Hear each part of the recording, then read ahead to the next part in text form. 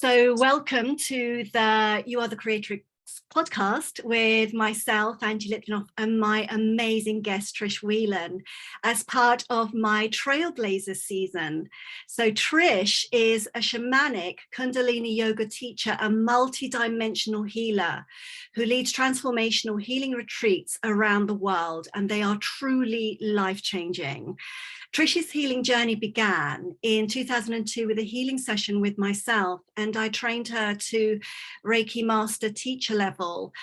She's renowned and much loved teacher and guide, and has a powerful philosophy and method which she lives and breathes in all that she does. So welcome. It's just such a pleasure to have you here, Trish. Oh, thank you, Angie. Thanks for having me. Lovely to see you. I know, it's amazing to see you, and yeah, just wonderful. And what I'd love to hear from you first is to tell us a bit about your journey, if you are happy to share that. Sure. Well, it all actually began when my friend Lorraine bought me a Reiki treatment as a gift, and I was saying to her, what is it? And she was like, just have it. And that was my destiny, that was with you. And I wasn't quite sure of what had happened in that treatment, but I definitely felt better. And then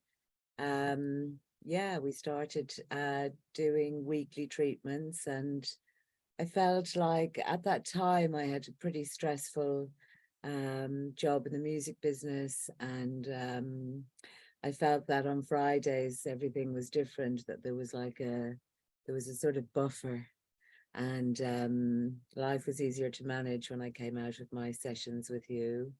And then at some point I did my Reiki 1 as I kind of feel like a little bit of a day out, really. And I was also working at that time then with a shaman from America, and at the same time he said to me, I had all these chains on my wrists, and he said to me, take the chains, or take the shackles off your wrists and see what happens in 11 days. And an incredible heat came into my hands. And then at some point later, months later, I really was doing my self-healing, and everything really changed from then.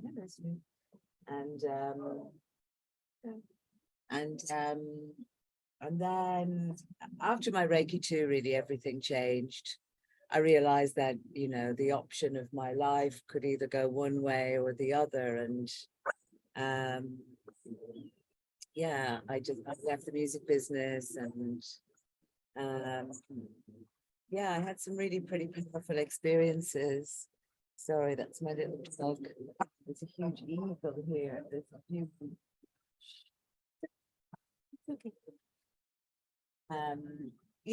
I had some powerful experiences after the Reiki too.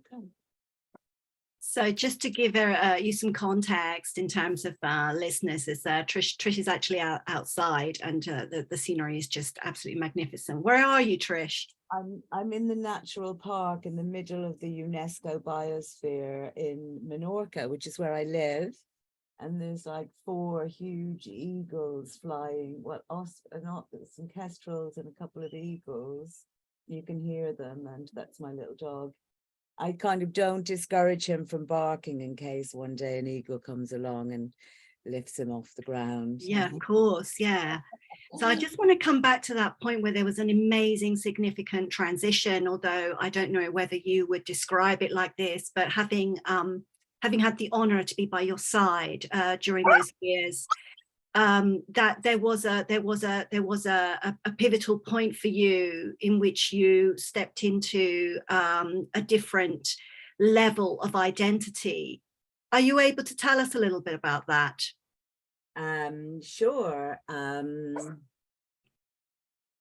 It was a really big transition for me, I guess, on the outside, but on the inside there was just that real feeling that it was very easy and natural in many respects. But I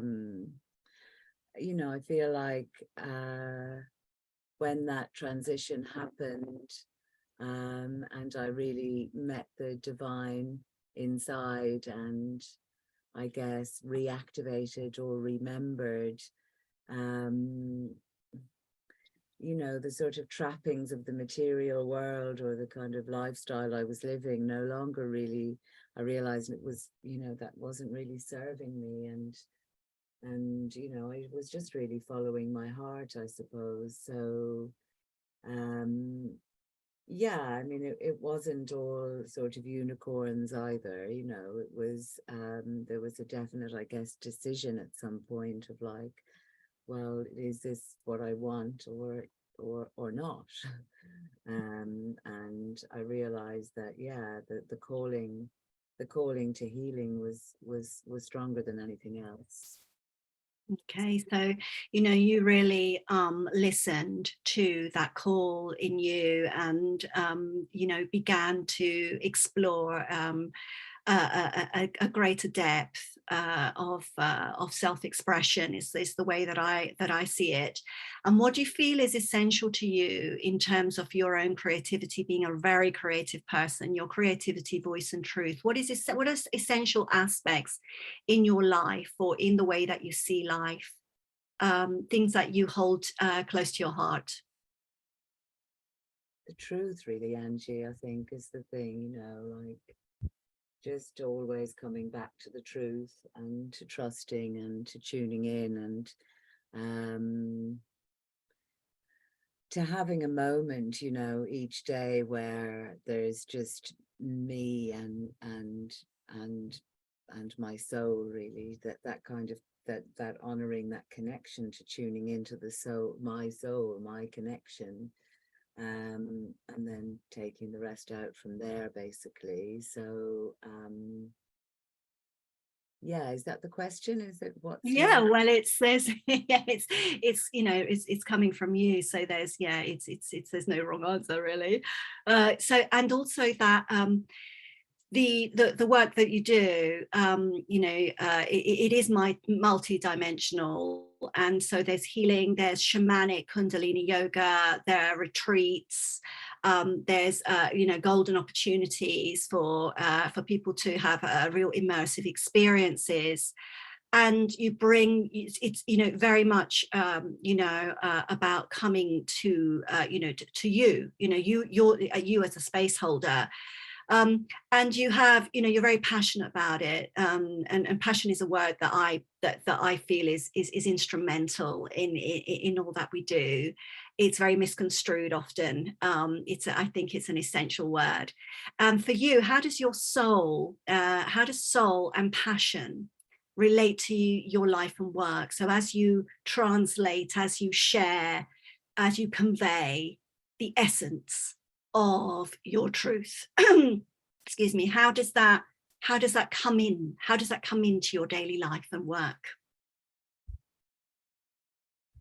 Well, you know, I really do what I love, and I guess my job is what I do is I really open these doors for people to reconnect to their true self. And when we connect to our true self, then that's where the passion is, because that's where the love is, and that's where the truth is. And so yeah, so holding space for people to, you know, drop into themselves. You know, it's not, you know, it's you know, it can start off with glimpses, can't it? So holding space for people to um you know, to be embodied, and and you know, like we're only here for a minute, you know, we're not here for long, are we? And we really have got to, you know, get into really the connection to loving the life that we're living, because also life is challenging, you know, at times, isn't it? You know, like to really live. And so we really have to live with passion, with fire, like connecting to the energy of fire and drive. And you know, like I really try and and not teach in a capitalistic way. I'm not saying like got to be the biggest, best, roughest, toughest, you know, most powerful, you know. It's not this pushing, it's very much the softening. It's very much a softening.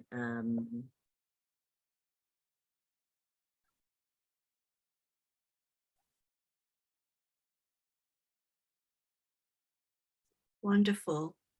I think that captures so wonderfully the feeling that I certainly experienced through your work, and you know, just being part of your life. And I think that when people connect to that and give themselves the opportunity to connect to that softening, something very transformational happens. And everyone experiences differently, but there are some common threads that I'm sure you've seen, right, in people who come, which may be also an extension of you. So people are drawn to that journey, that transformation that you yourself have experienced through making the choices that were very heart-led and heart-centered. And you know, like you say, it's, you know, it's you know, it's had its challenges to get there, because you know, there are things one has to overcome. And also because when you embrace the shamanic path and the shamanic kundalini yoga path and the healing path, that lots of it can be quite confrontational. Would you agree that, you know, it brings up things that are needing to be addressed?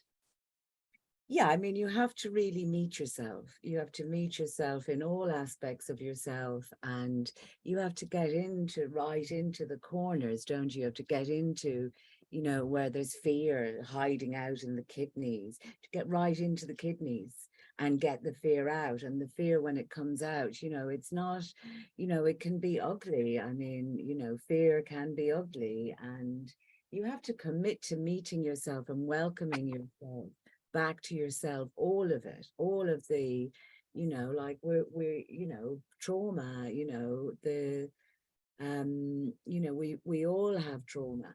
We all grow up with trauma, you know. I mean, most my experiences, the people that I come into touch with, you know, there is trauma. And you know, to step into the role of becoming your own self-healer, sometimes that trauma is reactivated, and that's not pretty. Or sometimes the realizations of, like, I'm in a toxic relationship, I absolutely hate my parents, or I'm living the wrong life for me, or I've made this mistake, or I'm, you know, I'm in an abusive relationship, or I'm an addict, or, you know, you know, our behaviors, you know, in order for them to change, we have to also see that they're not serving us.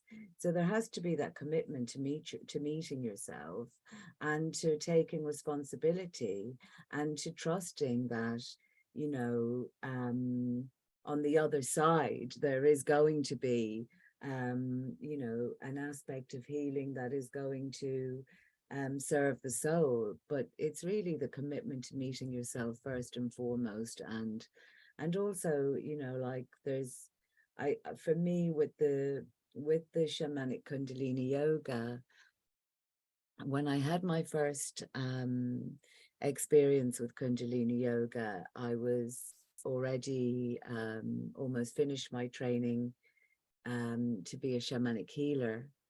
And my first experience and the feeling that I had when I had my first kundalini yoga experience was the same feeling as having a shamanic healing. So if we then suddenly realize that we can move into spaces where we can give this feeling to ourselves, which we can, then real healing can happen. And we can, you know, we can go deeper on this journey of self-discovery and self-healing. So yeah, it's definitely the desire to meet yourself.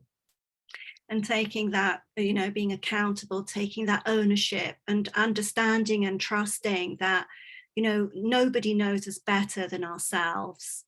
You know, that sense of, you know, that, you know, our culture and society is really based on handing over, you know, the power to you know, to external forces. And this is actually challenging that modern you know, sort of dominant paradigm of like, you know, what about going deep within and listening?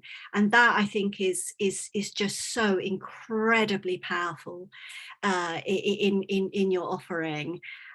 Right, so I know that people can come to you in person, they can come to incredible retreats throughout the world, they can reach you online. What's the best way for people to reach you? And give us an email so that people, a website address, if people can, so people can get in touch to find out more. Well, I'm on souladventures.co.uk, and yeah, we're just about to announce our retreats for 2023, and yeah, I mean, for me, of course, I'm going to say that the retreat experience is really it's amazing. It's so much, you know, like I feel like people bandy the transformational word around a lot, but wow, I just really see so much transformation happen in the immersive experience with the shamanic kundalini yoga.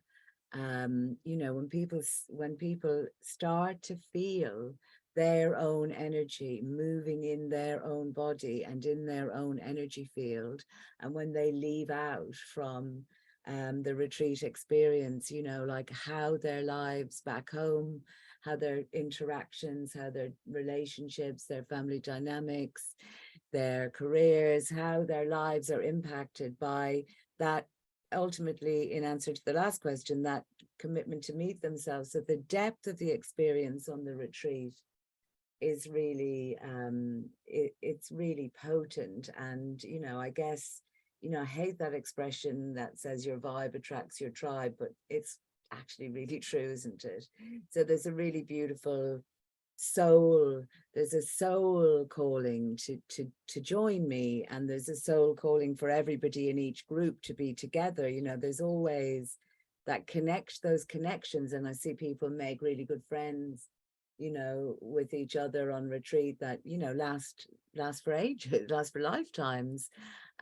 So yeah, so retreats are wonderful. I'm going to come to this year I'm going to do a 2-day workshop in London in July.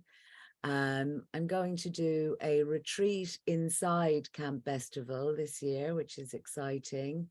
And then I have classes. I do like an annual program, which I'm in the middle of for 2023, called Blinded by Your Grace, which is 5 classes a week for 5 weeks, working on the elements in the body. Those are always really great. And then I've got lots of offerings online, classes online. I have a couple of programs that people can buy and then do at home. There's something, it's interesting, the live, you know, the live experience is really potent. And there's something very different about the live experience as opposed to the recorded, you know, on-demand experience. But there is an on-demand experience available, but really live or in person is always going to be better, isn't it? You know. Yeah, indeed. But there's something for everyone. So, you know, if you can't get to, you know, Trish's, you know, sort of retreats early in the year, you might want to have an on-demand experience to tide you over, or both. You know, so it's there are opportunities, various opportunities to access the offerings as well.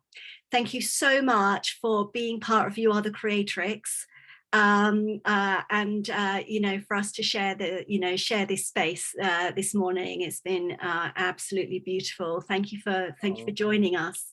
Thank you for having me, Angie. Lovely to see you. Lots of love and sunshine from Menorca. And thank you. And yeah, look forward to, you know, meeting up like this again. Love to. Lots of love. Bye-bye.